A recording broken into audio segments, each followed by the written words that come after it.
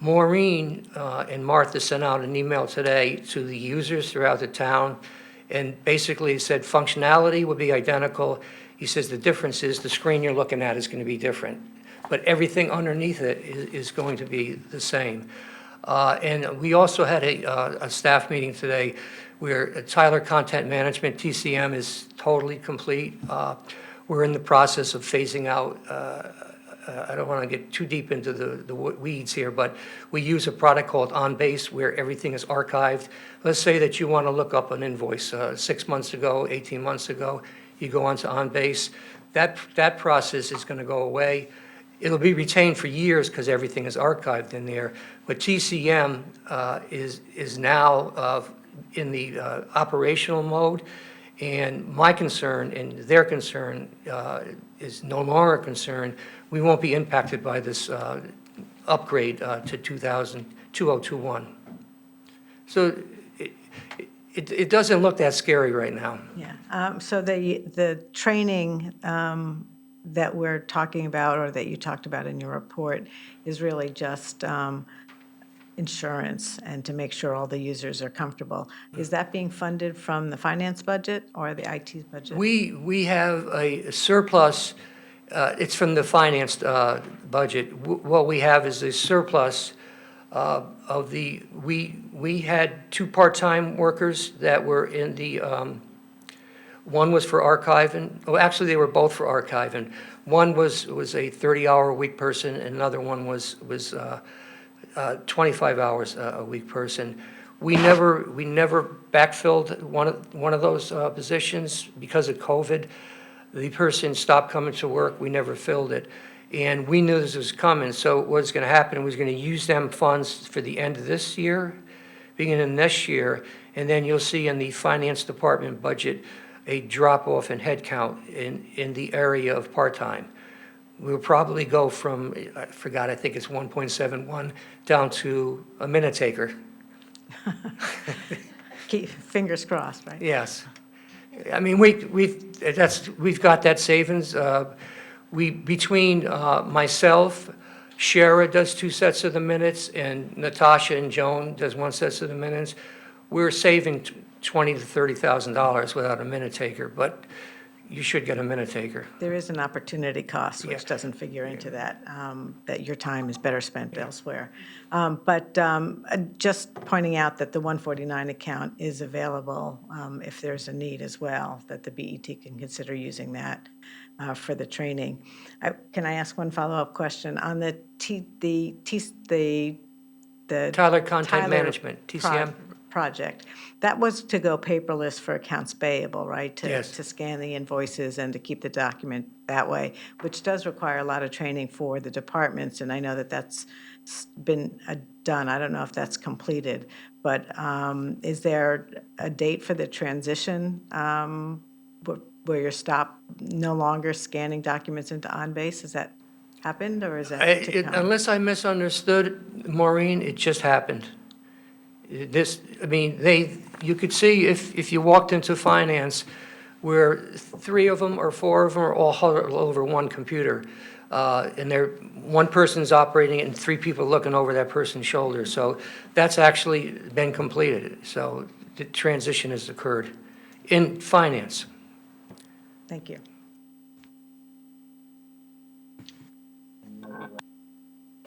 Any other questions? I move that we accept the Okay. controller's report. And a motion from Leslie Tarkington. Do I have a second? Second. Jeff Raymer. Any objections? Okay, that's accepted by a vote of 12-0-0. Okay, treasurer's report. Treasurers, this is February 28th balances. There's been a lot of activity since February 28th. We did send out. Pete, my apologies. I did actually have one question I forgot to ask on the controller's Okay. report. Can I ask that? Yeah. Okay, Yes. thanks. I know that in our insurance program for 2024, in the budget process, we did not have a final number at the budget committee when but we did put a number in for the budget, and I know we have decision day next week. Do you anticipate getting any more information on the insurance cost? I've asked twice. I anticipate getting final number. I shouldn't say final because we go to we do a lot of the heavy lifting, and when I say we, I mean, Megan works with the Gallagher and Company, the broker. The insurance companies that bid on this ask a lot of questions. They do their due diligence. An example would be when we went to the crypto policies. They send out questionnaires to like a Tom Klein, department heads, Thomas Ming, is it Thomas Ming or Ting, at the Board of Education. But we do a lot of surveys in May and June, and then we go out to market. As you all know, it gets pretty close to midnight by June 30th. But I've asked twice, and they, notwithstanding the flood at the Havmeyer building, I haven't heard anything that would spike anything. Thank you. Other than, they gave us a worst-case scenario, and we went in the middle. Okay, thank you, Pete. Okay. Treasurer's report, February 28th. There was some activity in the banking industry. There was emails, we gave you updates, and I'll just rehash some of the activity. The only department is the general fund was impacted. The good news is that we didn't have anything with the Silicon Valley Bank, SVB, so there was no investments there. In the CD program, we had one investment with the Signature Bank of New York, and they were closed down. We had a CD for $160,000. It was insured. We had a bank called Flagstar Bank out of Hicksville, New York, assumed the assets, and the FDIC didn't have to send us the 160. So being that they assumed the assets, the 160,000, one CD stayed in the inventory. When it matures, we won't, that'll be gone. The Flagstar Bank had one CD for $244,000, and not knowing the legality of bank mergers, we were told that the 244 and the 160 were treated separately for insurance purposes, so there's no risk of losing from the 160, being that that asset was assumed by another bank. There was, in the STIF program, the Short-Term Investment Fund, a investment in First Republic for $250 million. They closed their position on that Sunday after that Friday. I think it was March 12th. So we got over all the hurdles as far as CD risk, bank risk, et cetera. And there was a retirement board meeting last Thursday, and Neuberger didn't mention anything about, in the European banking system, any risks involved on our assets with Neuberger Berman and the retirement board, which is not part of the Treasurer's report. Any questions for Pete on that? I David? just want to say that the work that Natasha did in particular under your supervision is exemplary. It was really quick, efficient. She was really on top of it, and it's really laudatory. So she certainly has my, applause. And then the other thing is, I think most people know, but the CD program is designed so that none of the CDs will exceed $250,000. So the fundamental program itself that the town is investing in took that into account when it was set up. Yeah. So, thanks. And Did I you hear would, that, Natasha? yeah, exactly. She And watches. David, I would absolutely add that, I think that, really an incredible job by Pete, Natasha, and his team. But I would just also clearly note, I think we all understand is, we just need to keep our vigilance because, there's a lot that can happen. I think Connecticut STIF has been a very successful program for us recently, but it's also something that we really need to keep an eye on. There's a lot of complexity in there. Miriam?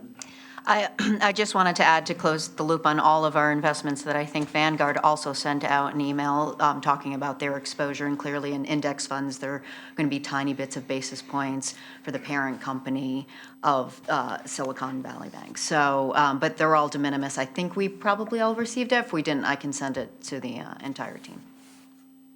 Any other questions? Okay. I think you're still doing the report though, right? Treasury report, are you finished? I've concluded and opened it up to any questions on any of the other funds. I mean, I've reported on the B fund, the general fund. The OPEB, they had a bad month, but year-to-date, there's still over $2 million in appreciation. So they're doing okay. Retirement board, the OPEB fund is doing a lot better than retirement funds. But then again, there's different asset allocations.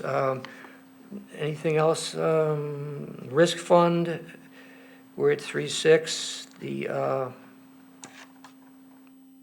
I Repeat. reported on the ARP cash balances. Nathaniel Witherall, which in the last number of months has no cash. We're looking forward to comprehensive reducing that due from, which reached $16 million, which caught the attention of the auditors.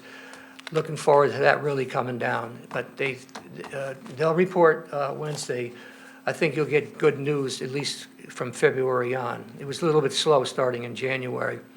And just a comment was made before.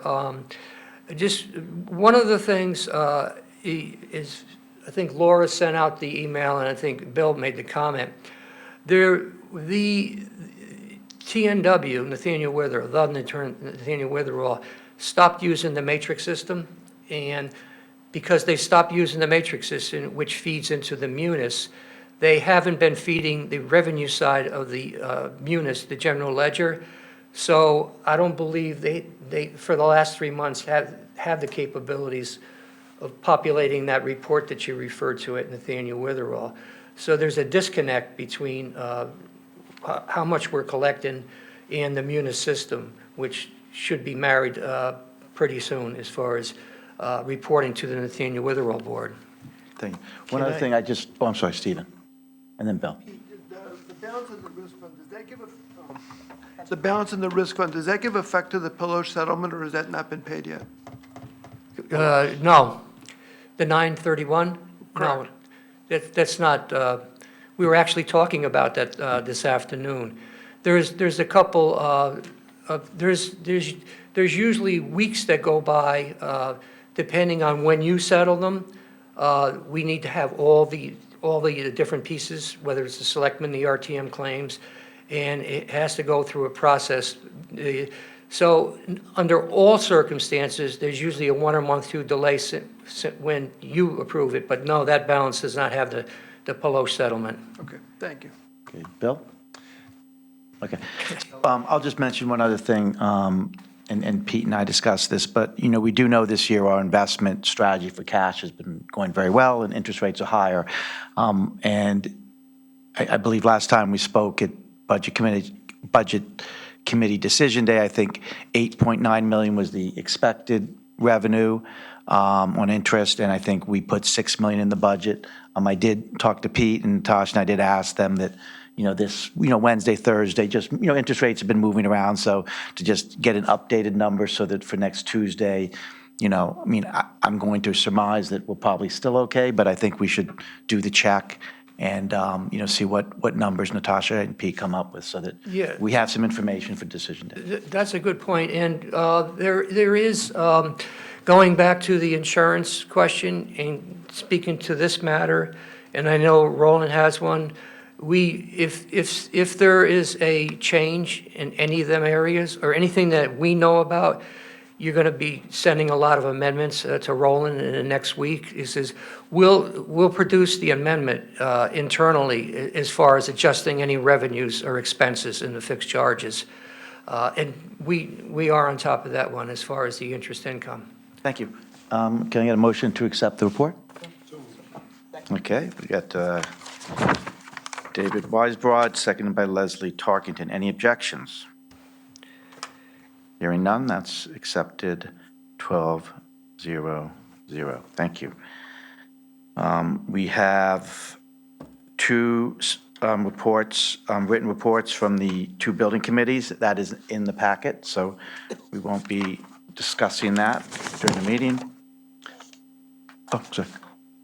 Sorry, I was just a little confused because the report that's in the packet for the Central Building Committee was dated February 27th, so, and it's checkmarked on this agenda as so it's a report from last month, basically.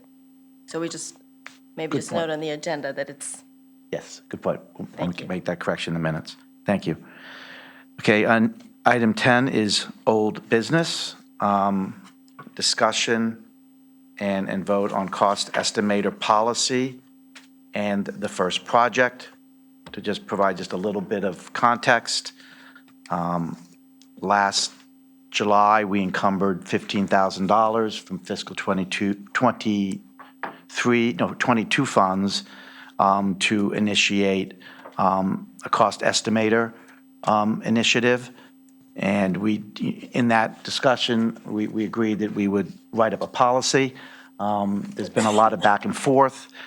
During the February meeting, a proposal was made, kind of a little bit last minute, but also a proposal that had some significant objections from many members of this board. And, between then and now, we've certainly come up with option 2, which is, kind of a completely rewritten policy. Certainly, from my point of view, there were I heard 2 significant concerns about the previous policy, and in consideration, I certainly believe those concerns were valid. And those 2 concerns were, one, that in terms of deciding what projects and what scope of an estimated request to make, that was not coming to the full BET. And so I think that was a very reasonable request, and that change has been made. I think the second consideration is once an estimation process starts, there really needs to be a thought of, who's managing the process. There may be questions. There may be decisions that need to be made along the way in terms of, providing guidance or information to the estimator.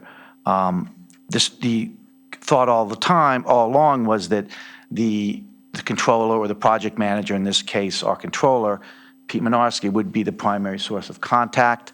But in the previous presentation, there was an estimator team of liaisons, 2 liaisons, 1 Republican, 1 Democrat, and then with myself as a 3rd member. And I know there were objections to that, the idea being that, this should not be a situation where the chair with the tie-break vote should be ultimately making the final decisions on that. Again, and I think others felt that was a good comment, certainly something that we wanted to address.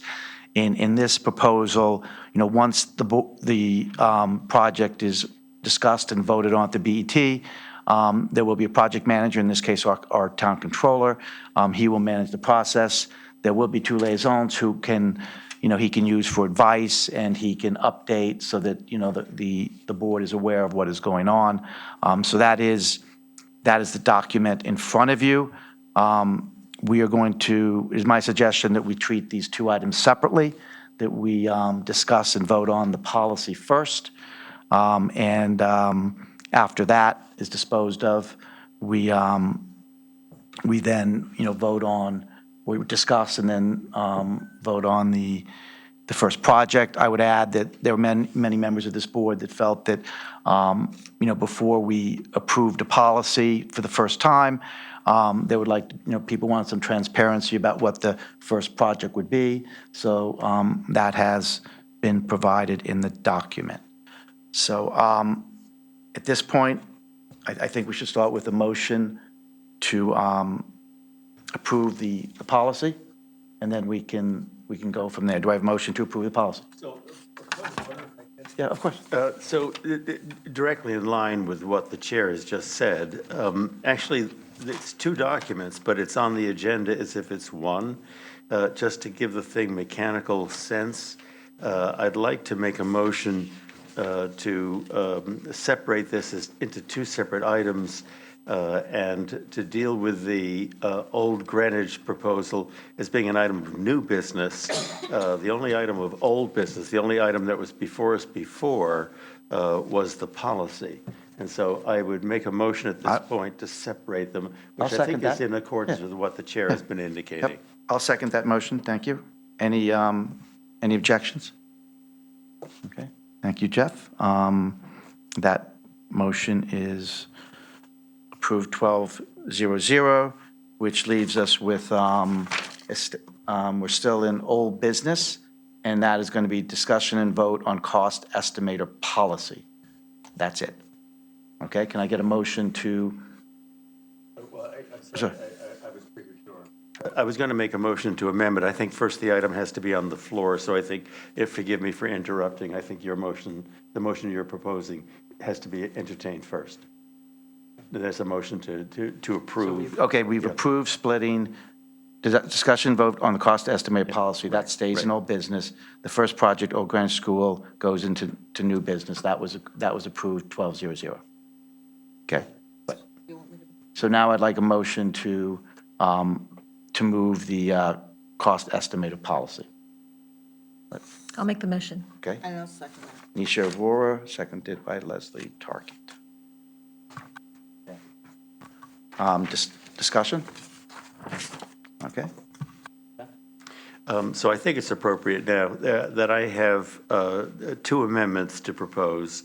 They are exactly as I had circulated among the membership of the BET by email, but for the sake of the record, I'll make those two motions one at a time, and I'll make the first one first at this point if I can. In the section of the instrument we're talking about, that's the policy, in the portion of it which has the heading, the engagement process, I would like to insert as a sentence to be the second to the last sentence of that paragraph. And that sentence would read as follows. At no point may any member of the BET, comma, directly or indirectly, comma, communicate or confer with the estimator until such time as the estimator has submitted its written draft report to the project manager, period. I'll speak to it if there's a second. I'll second it. What I'm trying to achieve here is a transparency and a credibility for the report. At the moment at which members of the BET, one or more, have been communicating with the estimator privately and discussing his work with him, or what facts he should assume or not assume, or what judgments he could make, I think at that point there's undermined the independence of the work of the estimator. The estimator should be given, exactly as the instrument lays out, the ed specs or whatever is the equivalent specification of detail on a non-school project, and should do his work and come forward with his draft report. Then at that point, he should reduce it to writing, so we have before him what was his point of view before he had had any communication with anyone who opposes or supports or has special views about a project that we're proposing to finance. And so this is a sentence I wanted to add to preserve the integrity of the process. Thank you. Any other, Karen? I guess I'm a little confused as to why that's needed. In past where we've had such committees, if you will, and, you know, the fire study is a case in point, we had a project manager who was the point person, and this is what the engagement process says. The project manager will serve as the point of contact with the estimator, and in past practice, that's how we've always done it without the need to state so specifically that nobody's going to contact. I mean, that's understood. And I guess to me, it kind of shows a mistrust, if you will. I don't know if that's the correct word, but there's an insinuation that people aren't going to trust each other to do the right thing. I just don't think it's necessary. Any other discussion? Okay, I'm sorry. Miriam? Just to discuss what Ms. Vasiliotis just mentioned, and I kind of don't disagree that perhaps is, what it might feel like is sort of a lack of trust. But thinking back to when this first came before us last summer, where there was sort of a suggestion of a type of firm that could have been used. There was a suggestion and a lot of discussion about whether we needed to do an RFP process, how many bidders we would need in order not to do an RFP process.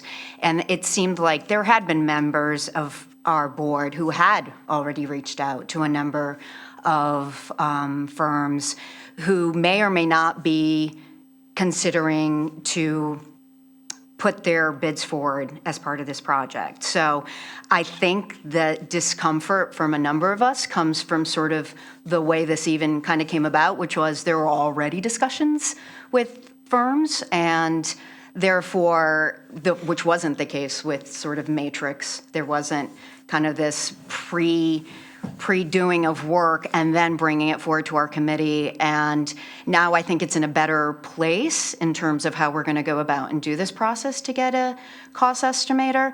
But again, I think in order to make all of us feel comfortable that this is not a conclusion before we've even started as to who's doing this type of work or who's going to be the front runner, I think that this kind of language just would make everyone feel a little bit more comfortable, given the way that this was introduced. Yes, Karen. I mean, I appreciate your remarks, and I thank you for the remarks, but if you recall, I voted with your caucus to come up with a policy, and I think that now we have the policy. We can't change what's happened in the past, but going forward, I think we have a clear policy of how this is going to go forward. We have a project manager who's the point person going forward. I'm very adverse to adding additional language that's been suggested. Okay, so I'll just make a comment. Look, I do understand the question and request, but I must say this is certainly my first term on this board.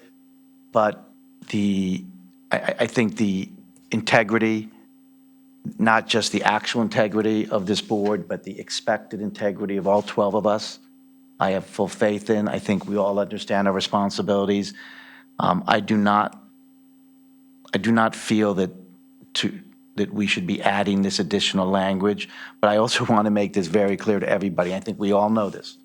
If this is a new process, if we have situations where people are talking to the estimators around kind of in the shadows, there will be no credibility to these reports, and I think we all understand that. And but I certainly do believe that this board, the members of this board, I think have over time have earned the right to be trusted, and they've earned the right to, of course, be held accountable, all of us. So, I will not support the amendment. I understand it's offered in kind of good faith, but I mean, at this point, I'd like to call the question. Oh, of course, I'm sorry, Jeff. Calling the question is a motion to limit debate. It requires a 2/3 vote. No, I understand. I thought everyone was Okay. finished with their comments. Jeff, please. Well, I'm not. I mean, to my mind, good fences make good neighbors. I think it's very appropriate to have a clear expression that not just that we all understand that nobody will speak to the estimator and that we should assume that without the text. I think it should be explicit. I feel that measure of a lack of confidence or trust. I'm sorry to have to say that, but it's so. And I think you're at the thin edge of a wedge here. If you cannot accommodate the language which lays that out, I think you begin to get to a point where you're going to experience a vote on the inclusion of that language which runs along party lines, and you're likely then to experience a vote on the policy that runs along party lines. I appreciate the nature of a tie-breaking vote. I just think that that's an unfortunate outcome. Conversely, the moment at which you begin to accommodate language which nails down our desire for a trust and a transparency. I don't want to promise for anybody, but I think you begin to open the door to not having things just lie along party lines. If you adopt a policy like this without these provisions that's adopted upon party lines, I think you've cast the outcome that there'll be no confidence in the integrity of and value of these estimates as you get them. It'll have begun to have been political in its inception, political in its implementation, and political in its evaluation. And I just urge you not to do that, but each person will have to do as their conscience dictates. I'm very disappointed with these remarks, quite frankly, because it does nothing to bridge the gap that seems to be happening here. It really, really frustrates me that it comes down to always, if you don't do it this way, then you're going to vote on party lines. I mean, we have a board here with people who are working and volunteering their time. And I just am very saddened that we are at this point where we have to now write everything down as to what is expected of us and how we proceed. I don't think that this is appropriate for this board.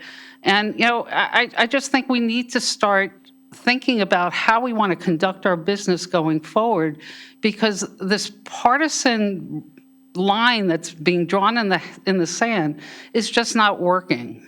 And I just wanted to reflect on that and to state very strongly that I think that this is the wrong path that we're going down.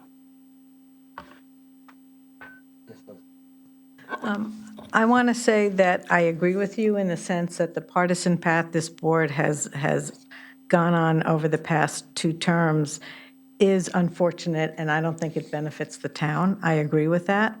But on the other hand, it takes actions to prove that we can move beyond that and work together better. And I think until that time, I think that we do probably need to institute more obvious expectations of how we're going to function and operate and share information and have transparency, because that's been called into question. The sentence is innocuous. If we're expecting to operate this way, then let's put it in here for now, and let's get it on the table, and we'll start to build that trust that we have lost. Again, I'm very frustrated by those remarks, because by inserting paragraphs like that, you're basically saying we don't trust each other and we can't work together unless we spell out every single little detail of how we're going to proceed procedurally. I'm just dumbfounded, quite frankly, that we can't proceed as a body and move forward without having to write everything down that's expected of us. Leslie? So, to me, this also brings into question the project manager. I think the opening sentence that says, once the estimator is selected and hired for the approved project, the project manager will serve as the point of contact with the estimator and manage the estimator to get such estimate. I think that says it all. And quite frankly, I'm disappointed that this additional point is being raised. And I certainly hope that we won't see this in other areas where we work together as liaisons. So, if that were the case, then what is the role of the liaison? It says here to advise the project manager and provide transparency. I mean, why not dispense with the liaison? Just ask Pete, as the well-respected controller, to engage an estimator. I think, David, the idea was to model this on how we did the matrix report, or the matrix study with the fire department. It's to at least provide some input and feedback to the project manager and to make sure that it's proceeding and the expectations are there.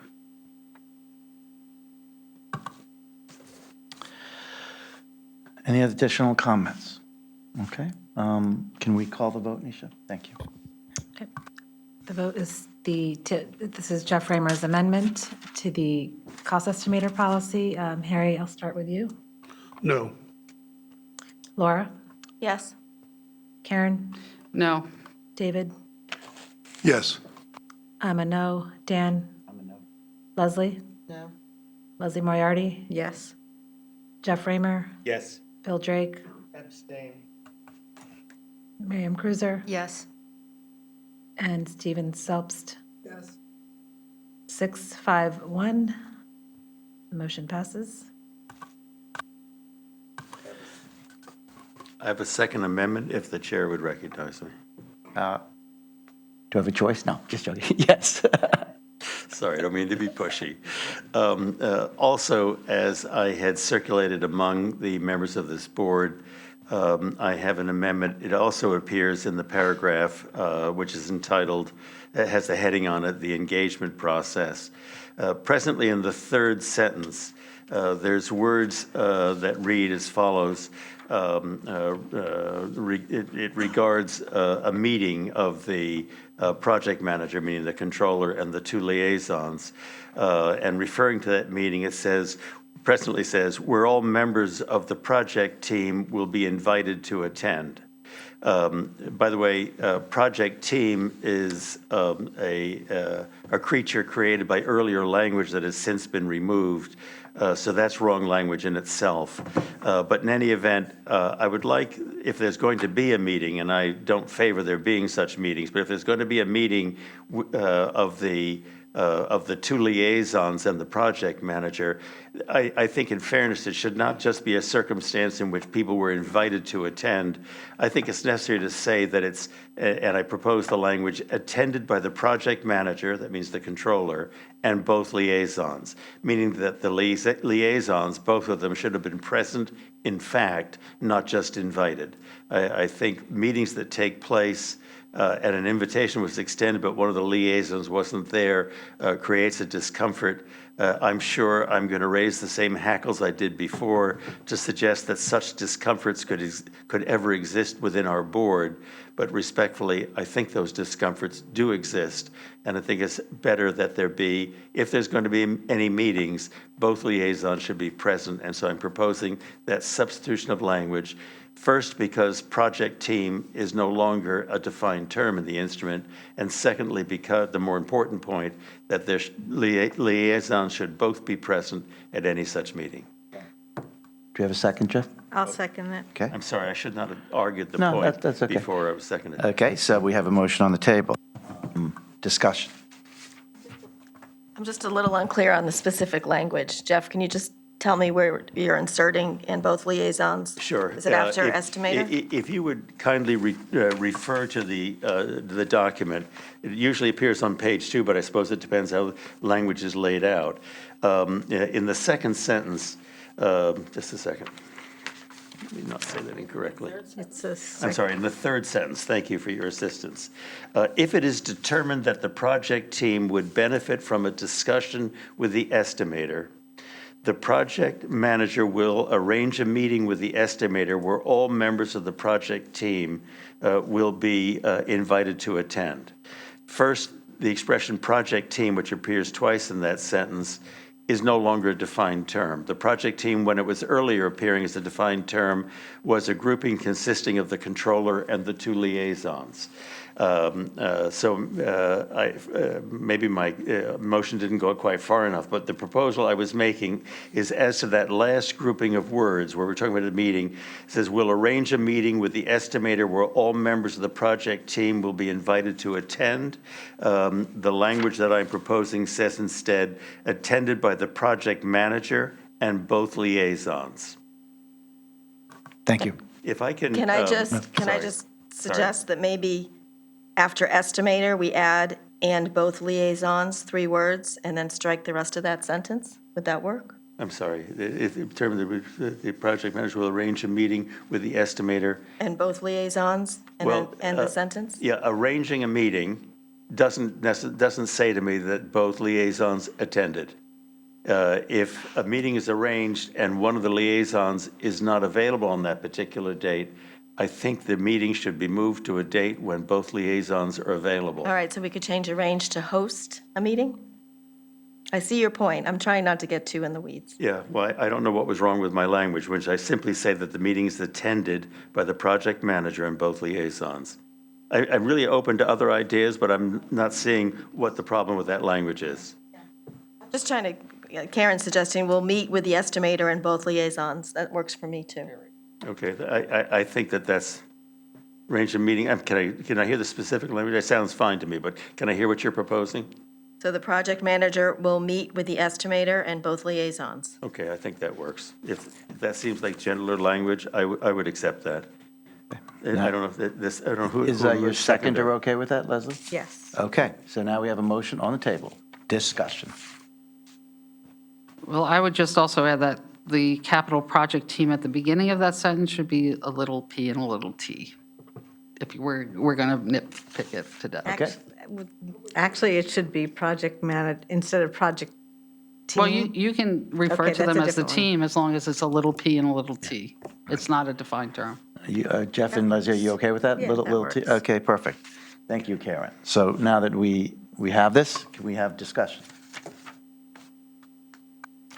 I already offered my discussion. Any other discussion? You can hear it all again if you want. Nisha, I suppose we're going to call the vote on this? Yep, I'll start on Stephen. Stephen? I vote in favor of Mr. Raymer's amendment. Miriam? Yes. Bill? Please come back to me. Jeff Raymer? Yes. Leslie Moriarty? Yes. Leslie Tarkington? Where's the vote? I'm at Leslie Tarkington. Yes. Dan Ozesmere? No. I'm a yes. David Weisbrod? Yes. Karen Fasciolotis? Yes. Laura Erickson? Yes. Harry Fisher? Yes. Bill? Yes. Okay, it's 11-1. Sure it's not 10-2? No, I think it was 11-1. You didn't even vote no? I voted a yes. Okay, well, there you go. Can I change my vote? Do you want to change your vote? I haven't announced it yet. Can I do that? Sure. Okay, so fine I'll with change me. my vote to yes as well. Great. Unanimous. Peer pressure. The best way to do things sometimes. Okay, so does that, I'm sorry, Leslie? That doesn't, Take the original vote on the whole thing. Well, unless first I Leslie- have another amendment. And there's a concept that's missing from the process. So the process, so my amendment is, first, we'll see if it's seconded, and then I can identify it. It's to add a sentence to this that says, "The relevant town department, Board of Education, or building committee should also receive a copy of the work product and be given an opportunity to comment," period. Is there a second? Seconded. So, may I explain the rationale there? I understand that what we're trying to do is to have a process where the BET has its own estimate of a project and its scope. However, there may be assumptions which will be laid out in the word product that are not intended or not understood by the sponsoring department, and I think this board would benefit from the input of that department after the estimate has been provided. Thank you. Any discussion? I think, Leslie, thank you for repeating that. We did have this proposed in the back and forth that we had over the last month. I think one of the reasons not to have that sentence in there is, the idea that this is an independent estimate.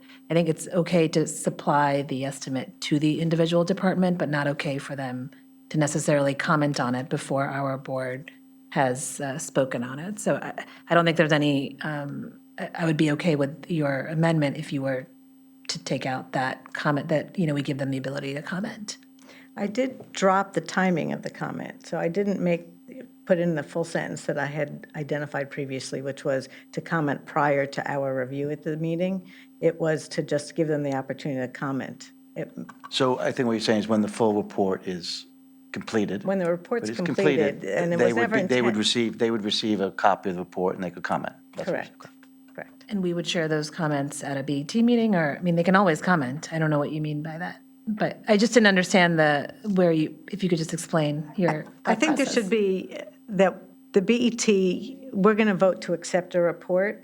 And I think to keep the information of how it's going to be used and what the pros and cons might be of some of that information, is I would expect them to come in, and I would like it in the public record. So I haven't yet, that could come in a variety of ways, that they could speak at one of our meetings, they could provide a memo in writing. But I think to have the process formally identify that there is a role for the sponsoring department to have in understanding that work product. Okay. I'm good with that. I think in the end, we know that would happen anyway, but I think what you're doing is you're just making it clear that we're going to provide the completed report to them, and, they can provide comments. Thank you. Miriam? No, I was just going to agree with that, more in a similar vein to how we do in the audit committee, when we do one of our audits and give the department the opportunity to comment. That I always find those incredibly interesting, and an important part, I think, of the overall work. And I also think is the most efficient, because we all know the departments would probably have 12 separate emails asking for their views as to what the findings were. So I also think it's a more efficient process. Okay. Any more discussion? So I'll ask on this, should I ask if there's any objections? Nisha, or do you want to do the roll call? Okay, yeah, okay, let's do the roll call. Let's do the roll call, yeah. Harry? Yes. Laura? Yes. Karen? Yes. Yes. I'm a yes. Dan? Yes? Leslie? Yes. Parkington? Leslie Moriarty? Yes? Jeff Raymer? Yes. Bill Drake? Miriam Cruiser? Yes. Stephen Selbst? Yes. Excellent. Okay, that carries 12-0. Are there any, This is a small one. okay? Oh, sorry, Laura has her hand up as well. The same one? No. Oh. So I'm in the hiring process in the fourth sentence, beginning with the potential bidders must be qualified. Just, I have an objection to voting on something that is not attached. It's referenced as an attached towns consulting agreement, so I don't know if we could replace the word attached with the word standard, if there is such a thing. This is a question perhaps for Peter. Pete? And is consultant agreement, should be a capitalized term or not? I don't know. But is there a standard town consulting agreement? Yes, it was sent out originally. It comes from the purchasing department. I did not receive it. Did anyone else That receive was it? probably included maybe Maybe if we just- several weeks ago when we started this process, What but, if, so what do we want, since it we wasn't? can just get rid of the word attached. Would that be okay? Yeah, Laura? I was Okay. just going to Okay. suggest. To the towns, okay? to the Can I exactly. also suggest maybe Ms. Moriarty make her amendment, so we don't have to vote one by one on these? I second your amendment, by the way. Okay. So the other is change is really in the first sentence, since we have separated the project proposal. I would remove the phrase "as identified on the attached proposed project scope" to keep our process totally independent.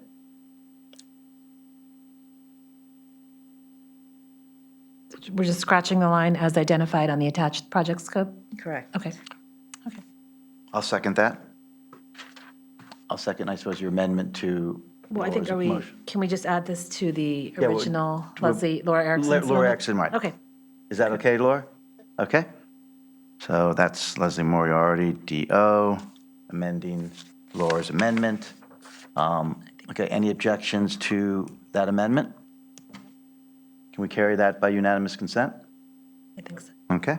And then in terms of Laura's motion, seconded by me, can we carry that by unanimous consent? That's what we just did. did. Yeah, we did. Well, no, I thought, but Leslie Moriarty amended your motion. I thought that. So that was. Okay, That was my That's consent. fine. okay, fine. You're all set. Perfect, I'm all set. That It's makes only me, Pete that looks, it's only Pete that looks perplexed. okay, Now we have to vote on Great. the agreement as amended. correct. So I think on that one, let's. So I don't know, I'm not going to make an amendment. I assume that no more amendments are forthcoming. But I do want to make a statement in opposition to this proposal. I was actually somewhat open to the idea until I actually saw the detailed scope for the old Greenwich School, which I know is a separate item here. But it triggered for me all of the issues that this whole project produces. And I honestly think we shouldn't be calling this the estimator project, but the confusitator project. We're turning something, and you can even hear it from the dialogue that's occurred, something that should be technical and rigorous through the departments and through the Board of Ed into something that is inherently political. And I think that's taking us in the very, very wrong direction. For example, in the old Greenwich School initiative, it says things such as the 72,000 square feet. So we would go out to an estimator and say, we want your estimate on a 72,000 square foot building for 400 students, and we wanted to, and the number of classrooms and so forth. Now, the reality is there are already more than 400 students. And the projections for this school that I've seen are up to 415 students. Can I raise a point of order, please? Because the no, second thing is not before us. We've separated it out per your No, caucuses. I am referencing the second. But the May I- references are, No, the we haven't yet references- discussed it yet, and we No, haven't yet I'm- amended it yet. But it was And it's circular, not, so I'm sorry. it's not appropriate. I'm It's sorry. totally appropriate. And I'm not going to yield the floor on this because it's totally appropriate. The I'd like way- a ruling from the chair, please, No, I'm going to. that this is out of order, and that, If I could make my point, can I make my point and then I'll be done with this? All I'm saying is, when you look at the specifics as to how this confusitator project is being presented, it will create havoc in the community where there's already a lot of ambiguity so far. So when you look at the specifics of what this estimator is going to do, you'll have dueling estimates from different areas where different assumptions are used, different standards, different things, and at best, this will be a waste of money, but at worst, it will create much more damage to the fabric of the community than anything else I can think of. There are many things wrong with the way we do things now. There are many things wrong in the department, in the Board of Ed, that causes, it's not something that's inherent to this body that need to be addressed and fixed. But it will not be fixed by an estimator, and we are eluding ourselves to think that we need to really review the whole cost estimation process as submitted in the first instance. There's a lot of work to be done. I'm not saying that the process today is a good one. It is not. It has contributed to the frustration of the community, but I think an estimator idea is only going to add fuel to that fire. There are other ways, much more substantive ways, that we can address the issues that address us. So that's why I'm voting no. I'll just make just one comment on that. I will say that, we're certainly, the next item will be to discuss a specific project, but, this may be anecdotal, but in my conversations with building committee chairs, in my conversations with senior people in the Board of Ed, when the idea of an estimation initiative came up, I have never gotten any pushback. It's always been, look, more resources, the more capacity to better understand what the costs of projects are going to be has always been welcome. What I can say is, yes, this process could become political. Anything can be. But I think that what we know is what we have today is a system that isn't working. And, this has always been viewed as an innovation. Let's give this a try. I do want to thank everybody here tonight for a lot of thoughtful comments and edits and work on this, but, sometimes, the only way you can change things is by trying something new and see where it goes. So we certainly do not want this to become a political process. I think it's set up with enough guardrails that it should not be, but we all as a board have to be conscious of that and try to make sure it doesn't become that way. So, yes, those are my comments. Can I just think, this is a very standard practice in the private sector, and I think the whole objective of taking the time the last few weeks to even think this through and make sure we can all get on board is precisely not to make this political. I think we should all be voting and supporting this. This is to help our board make decisions and help budget. These are simply, I would say, capital estimates that come in front of us that most of us do not have the background to evaluate. So this is really to give our entire board, irrespective of what party you're on, the confidence to really support some of these capital projects. And it is very standard in the private sector. And I think just the idea to not support it because of a particular party, I think is probably the most political thing that you could do on this. So I will. Please do not I will- lecture me on what's in just the finishing private my- sector. can I just And finish my otherwise, I statement? really don't appreciate it. Thank you. Well, anyways, so I do think, again, that anyone that does not support this today is really going against best practice. Yeah, I just wanted to say, confusitator makes a great soundbite, but this is not what this document is.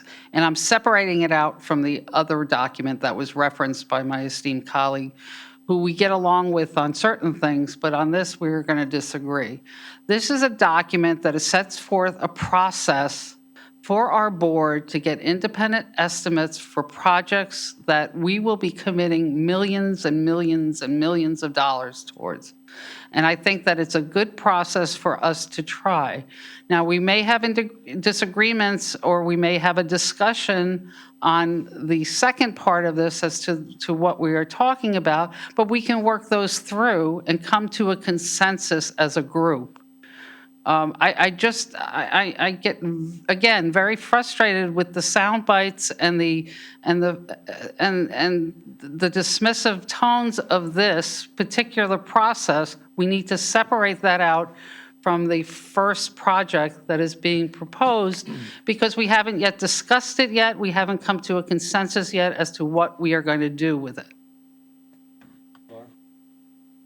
I just have a process question, and that is, I don't believe this document was posted in the packet. So with the amendments, are we going to post it after this meeting, just for transparency? As amended. As amended? Is that the plan? That would, I would even suggest even further that it be put in our procedures book that we have. We have our little book of Right. rules and I mean, put that in. so where I'm And it would coming be out on this available. is, I'm willing to try this, and I appreciate that language changes were made to accommodate our primary concerns. So I'm willing to vote in favor of this, but I kind of view this as a pilot, right? We'll see what it is. So I'm not quite sure we're ready for policies and procedures, but just for transparency, I want to be sure that, the work that we've done tonight is posted somehow. And that's the question I'm Yes, asking. Will this yes, be posted yes. as part of the packet tomorrow? Thank you. Jeff and Bill. Where do you want to go? Bill first, since he hasn't spoken yet on this? You go, Jeff. All right. I think Laura makes a good point, and I think Karen did too. I think there's consensus on this board that the first project should be Old Greenwich, right? That's the big picture. Good, but Bill, do you mind if we just, is it okay if we just try to finish off the policy itself? We haven't voted on that yet. That's what I'm talking about. Oh, I'm sorry, okay. If you all want, well, let me make an observation.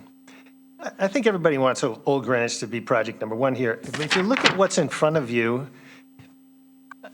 I think what would be helpful to the board, at least to me, is a arm's length and thoughtful examination of renovate versus new build. And if you look at these four elements here on your page, the first one talks about renovation.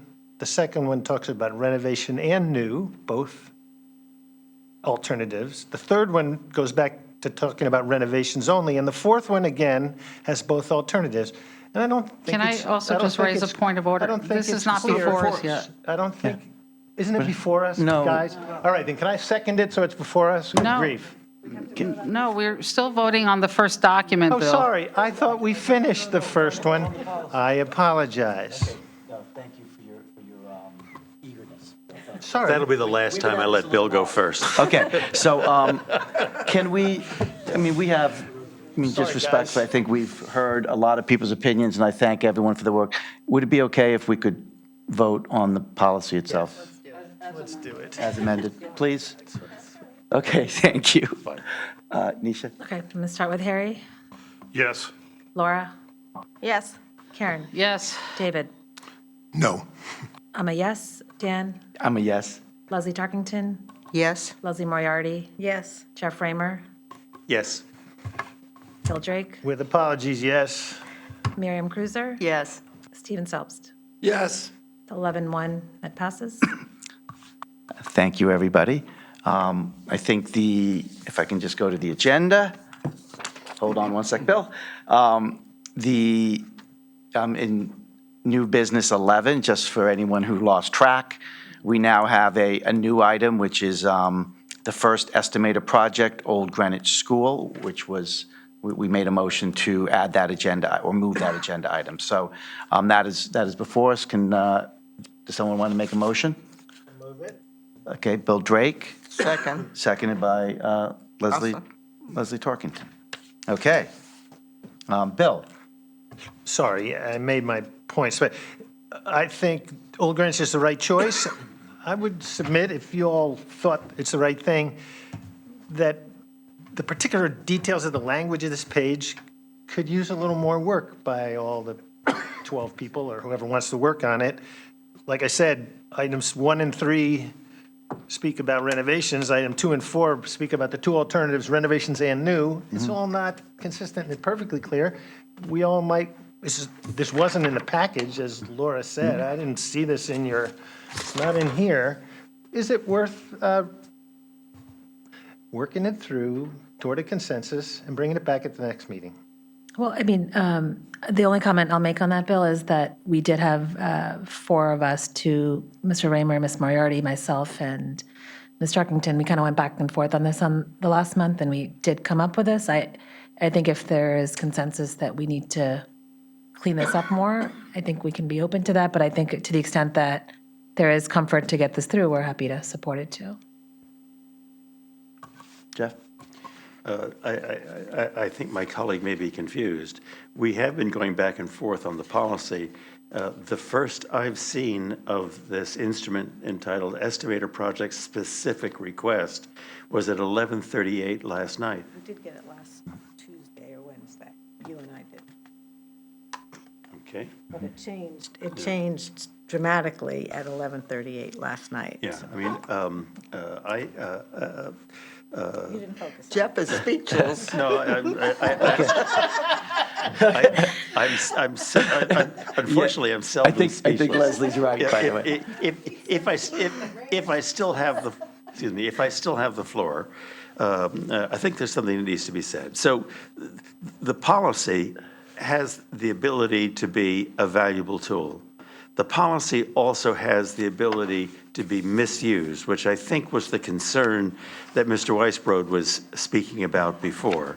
I think the fact, and I think this instrument that's before you, I'm talking about now about the specific request, it gives a flavor of that.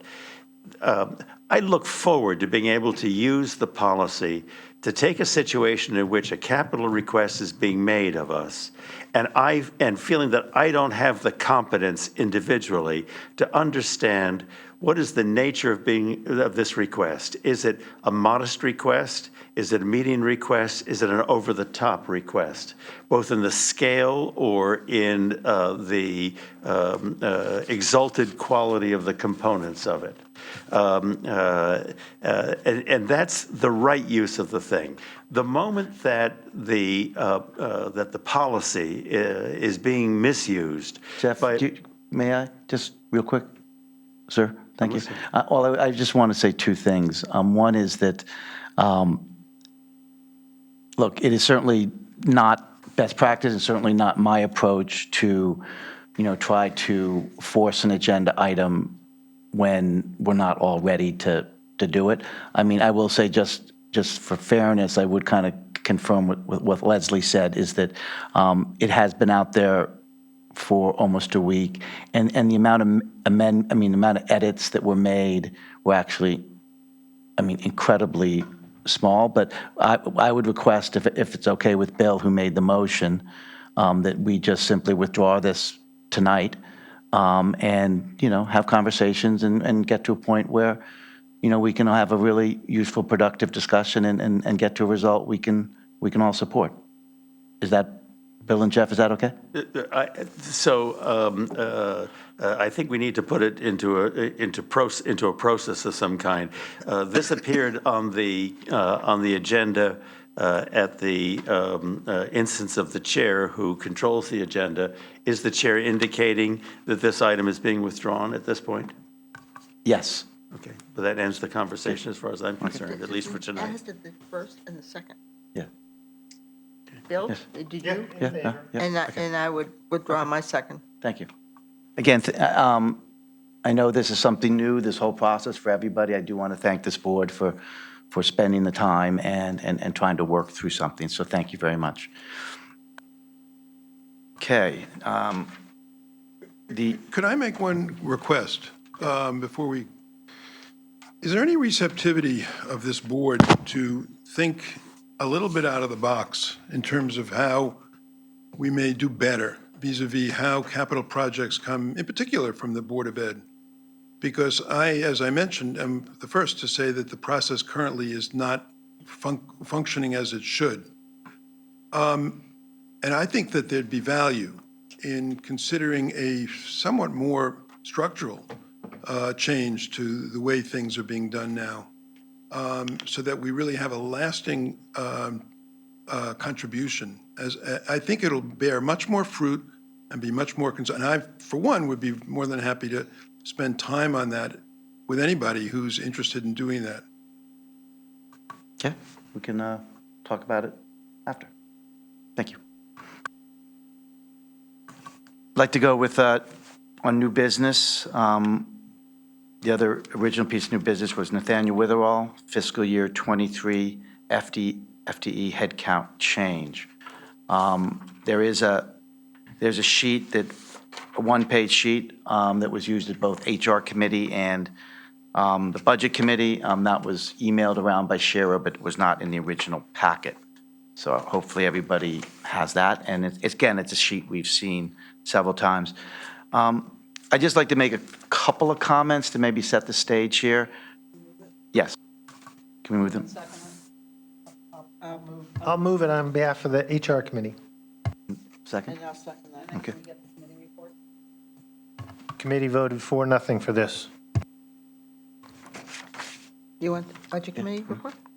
So this matter was discussed in executive session, and the Nathaniel Witherall was represented by the Witherall Board Chairman, Larry Simon.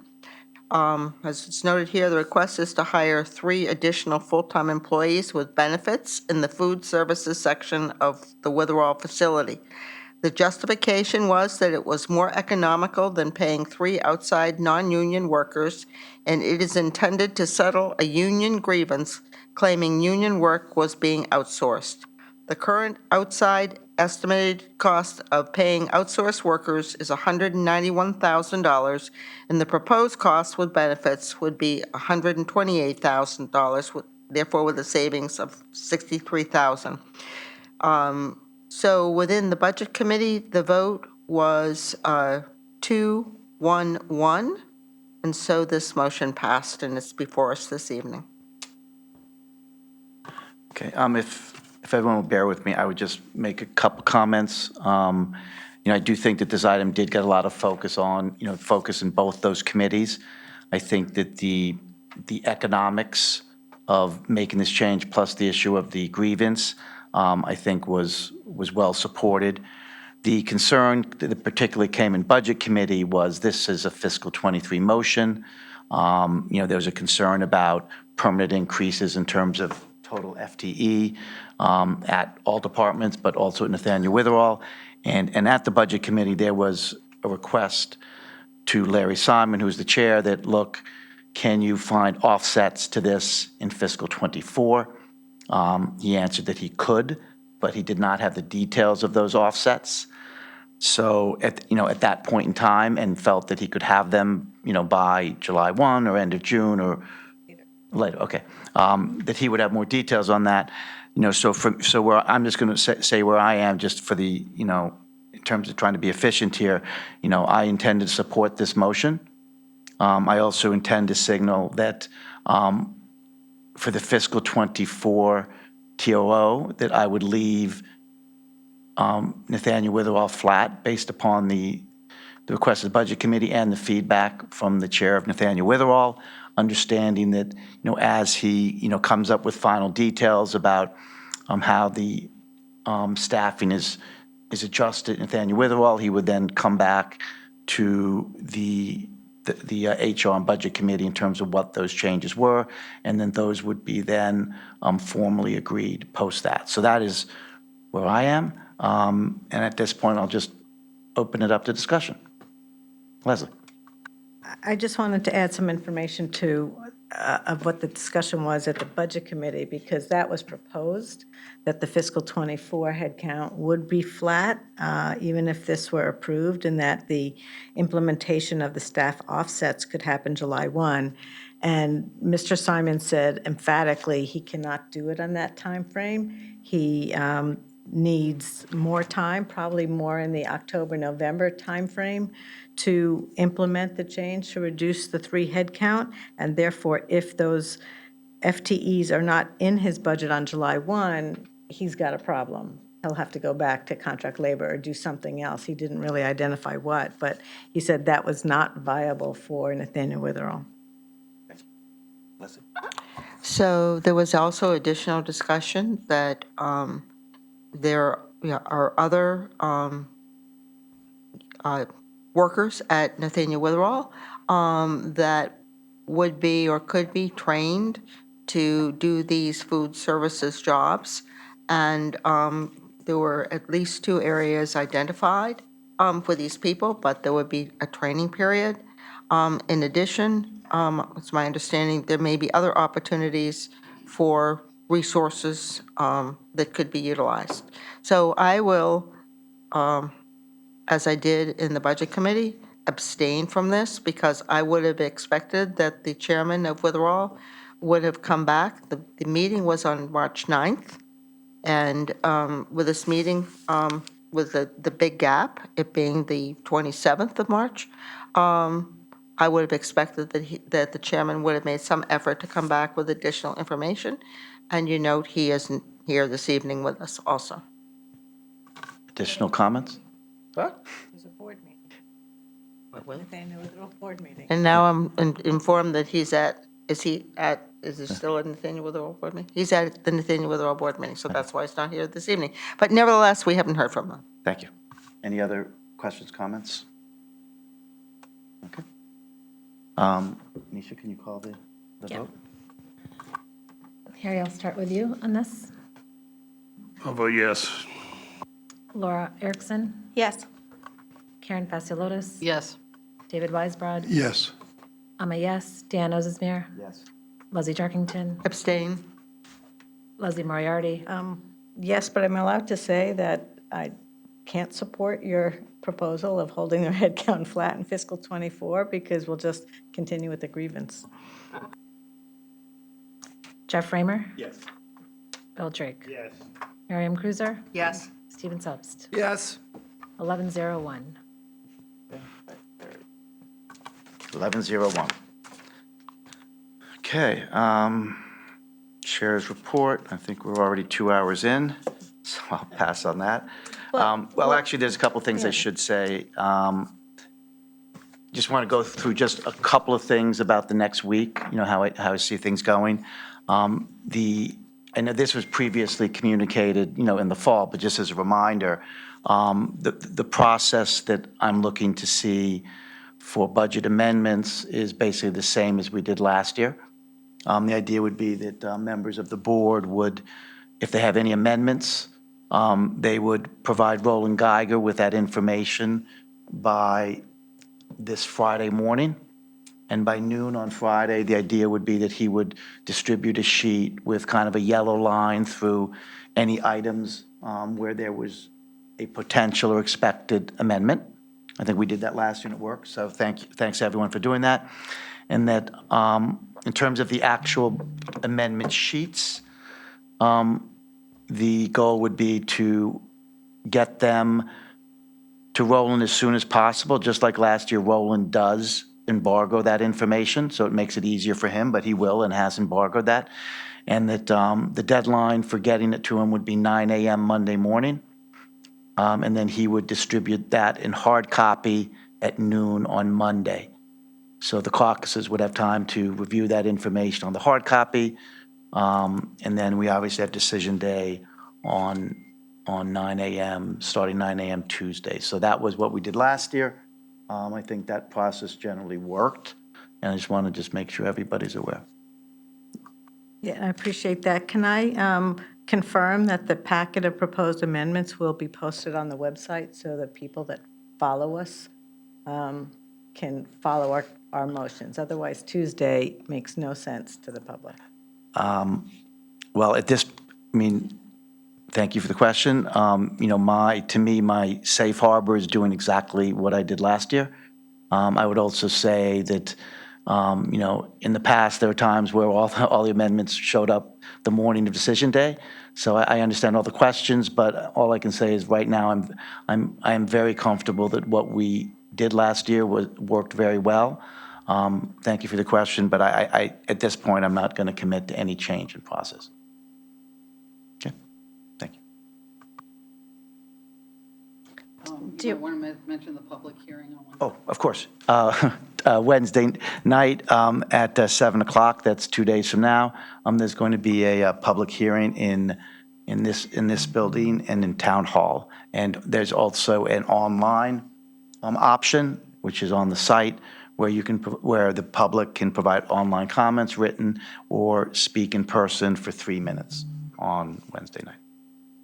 Starting time is 7. 7 o'clock, I think I said that. Oh, okay. Yeah, okay. Okay, so the next item is item 13, approval of BET regular committee minutes of February 27, 2023. And just a correction, the second set of minutes is actually November 21 of 2022, not November 22nd. So do I have a motion to approve those minutes? I'll second, but I have a question which follows up a point that Ms. Erickson made earlier. The February 27 minutes refers to a written report on the CMS Building Committee. I believe that's included in tonight's packet, so I would suggest that we remove that there was a CMS Building Committee report at the February meeting. It's just 2 lines in here. It just refers to the written report. That's fine? Yes. Okay. That's fine. Any objections? Okay. We accept that amendment's accepted. Can someone move that the minutes are accepted or approved?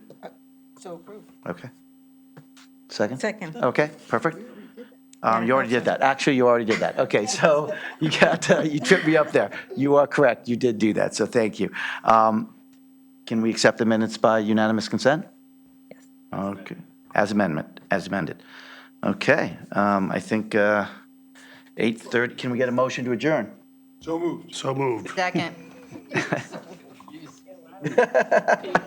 Any objections? Okay. Who was the Okay, second? 12:00. Who was the second there? I think Laura was the second. Laura?